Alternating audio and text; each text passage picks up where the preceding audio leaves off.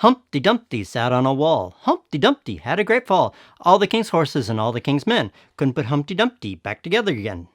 And all of this on The Wandering Prodigal.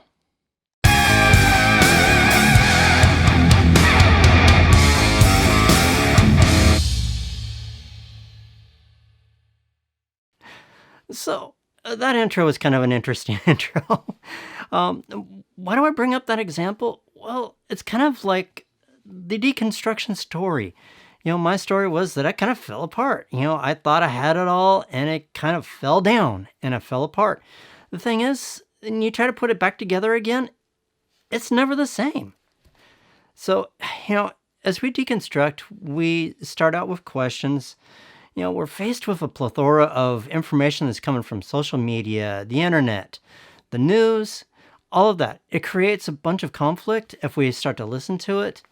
And, when we tie it in with science and facts, and we start looking at it and start looking at all the stuff, it seems to really create a huge conflict within us. And there's this big conflict between our head and our heart.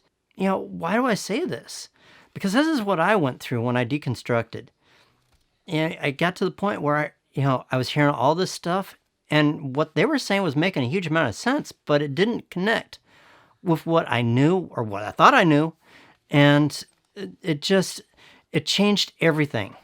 The big thing is that it created a disconnect with me. It conflicted with what I was seeing with people around me, with my friends, with my family.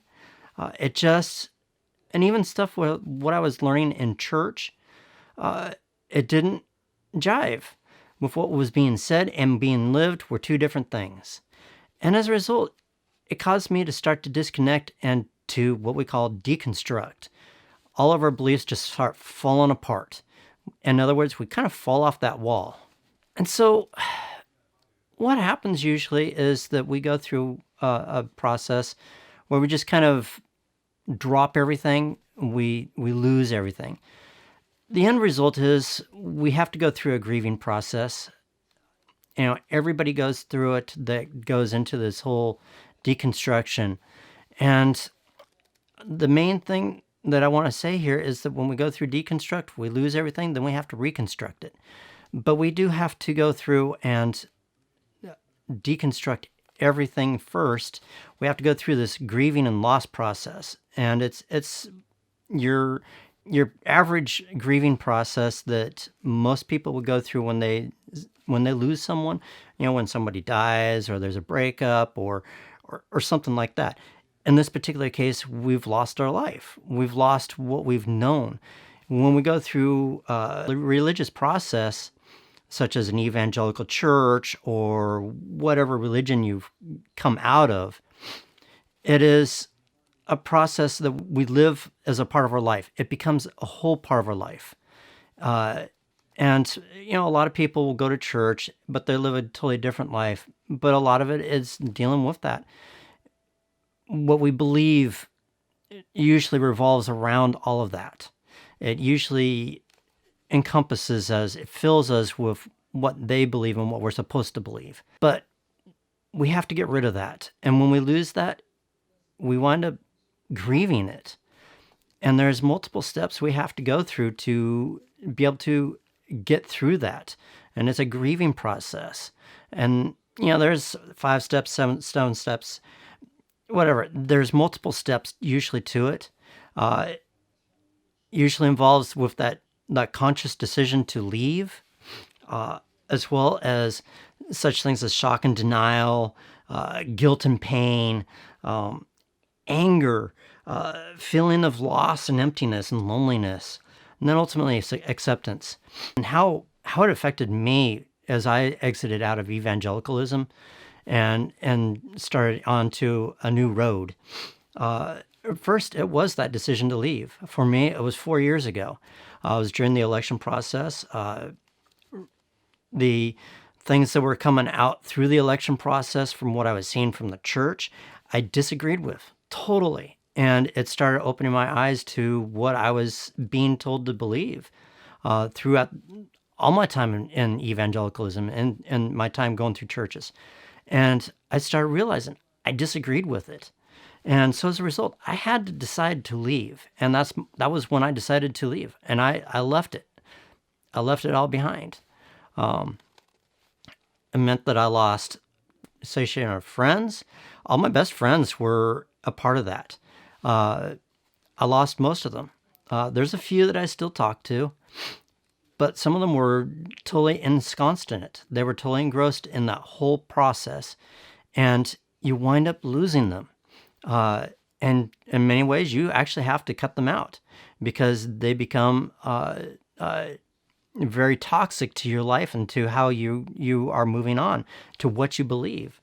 The thing that you're going to be going through is that shock, because all of a sudden you've totally gotten rid of and jettisoned that life, and it's a total loss, and it's going to leave a shock and pain, and you're going to be denying, and you're going to be wondering, what the world did I do? You're going to be denying, did I actually do this?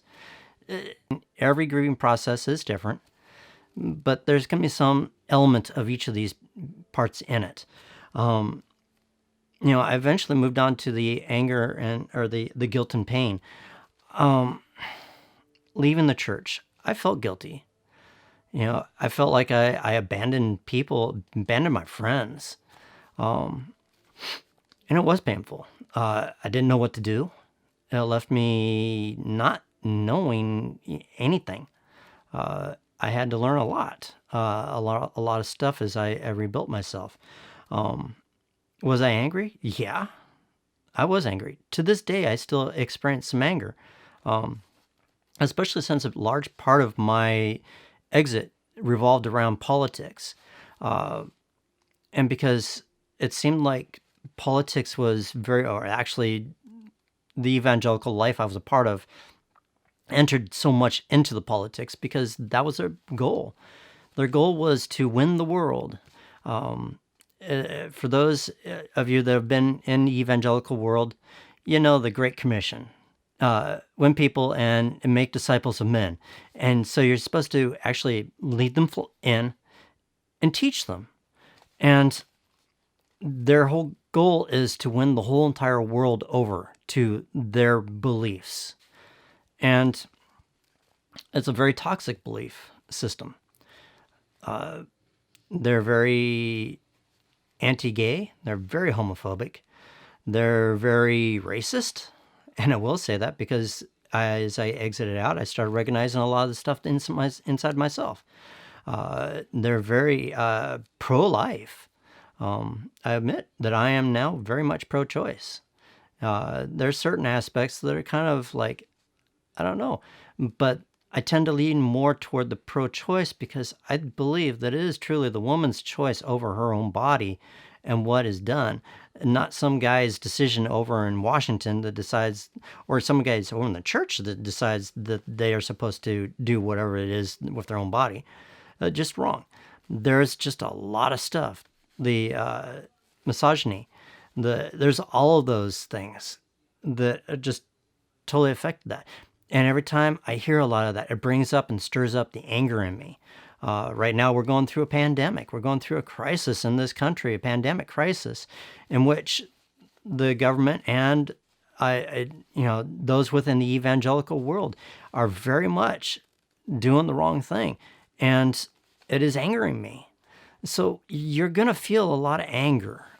Most people that do exit out of that life do tend to feel some anger. I've talked to a lot of people that they're, even to this day, they're angry, and you have to be able to learn to be able to move on past that. You're going to still feel some anger towards some things, and you have to be able to learn to be able to deal with that. Also, that feeling of loss, the emptiness and loneliness. For me, I had a lot of friends. I had a lot of associates within the evangelical world. I belonged to 2 to 3 different churches over the last 25, 30 years. And I gained a lot of friends throughout those churches. And as a result of me leaving, I lost most of those friends. And some of my closest friends were the ones that I did lose. my family. They're still very much in the evangelical world. I am finding that they're a little bit more closer on the political realm, but they're still very far away. There's only one element that they're close to on the political realm. But ultimately, we come to that acceptance, and we accept what it is we have done.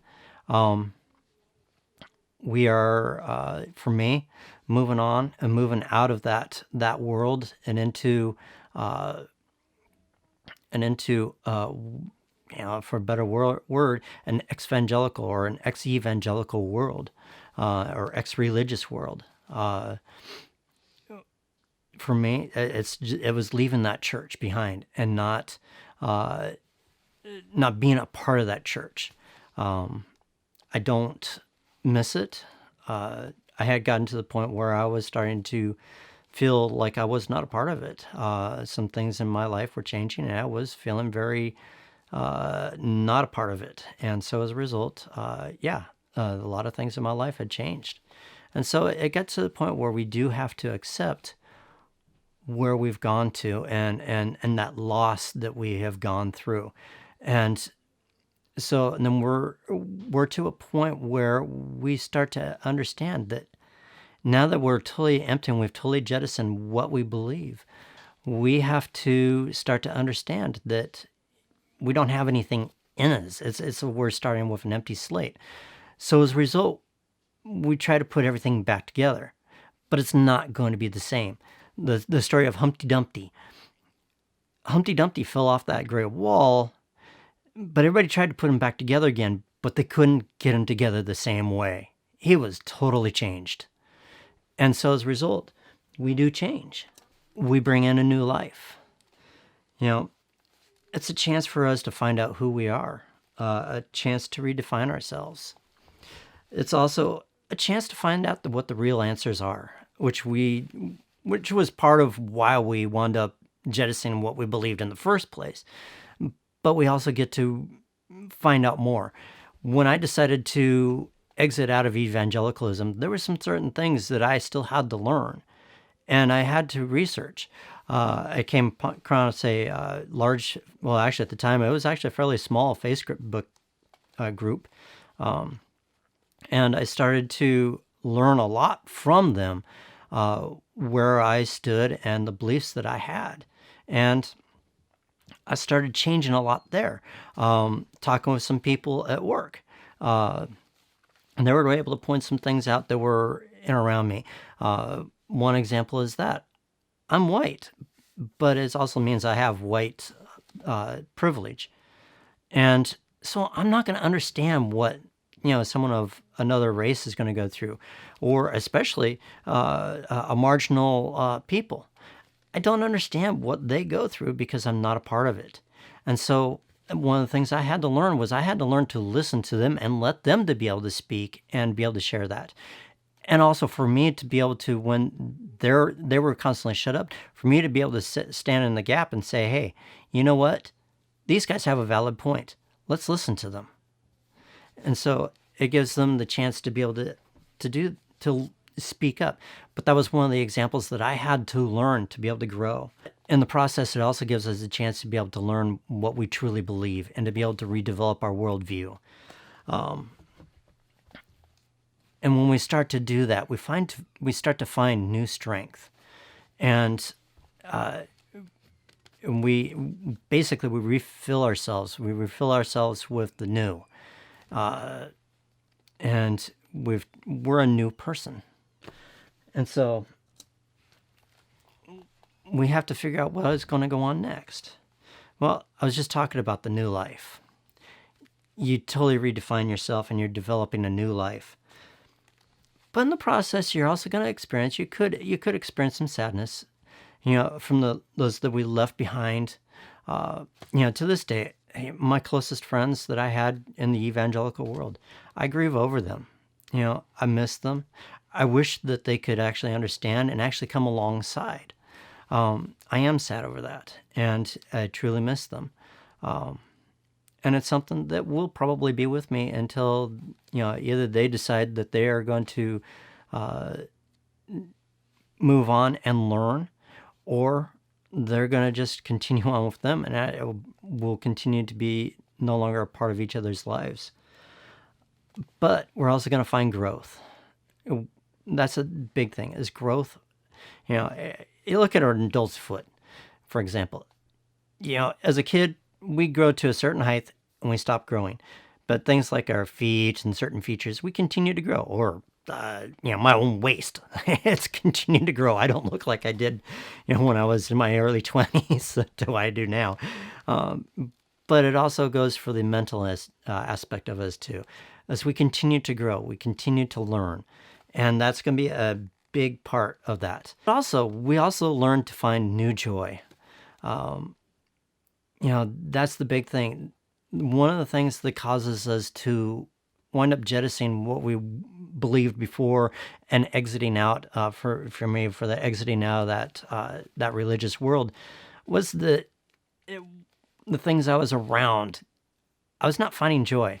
They were trying to teach me how to try to find joy in these little things here and there, but there was the big questions, how people were being treated, the nitpicking stuff that was going on that just did not lead me to believe what I thought I was supposed to believe. And I was not finding joy in that.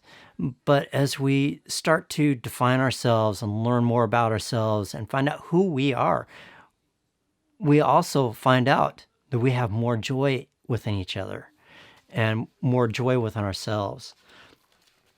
And the end result is that we find freedom.